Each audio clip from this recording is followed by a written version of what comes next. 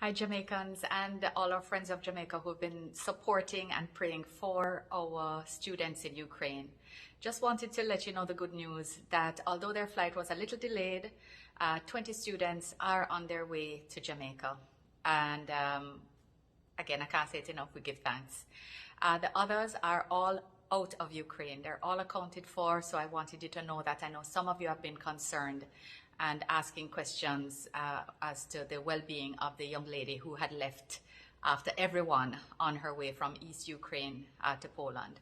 So they're all out of Ukraine now, and we give thanks for that, even as we pray for the people of Ukraine who are having their lives terribly upended by this war.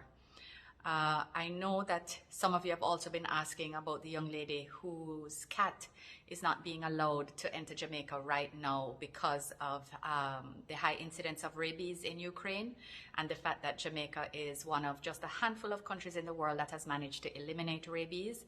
So our tight restrictions are very important to the health of our population as well as, well, health of our animal and people populations. So these are important regulations. But what I have done is I've called and spoken with the head of the Veterinary Services Division. There happens to be a set of German veterinarians in Jamaica at this time, and linking through him and the JSPCA and the veterinary community, we've identified someone who can assist with placement of the cat at a facility in Germany where she would be able to go through the different stages necessary for her to travel to Jamaica. So by now they should have contacted her by email to let her know the contact information of the person who can assist, and we do hope that the family will be able to take up their services.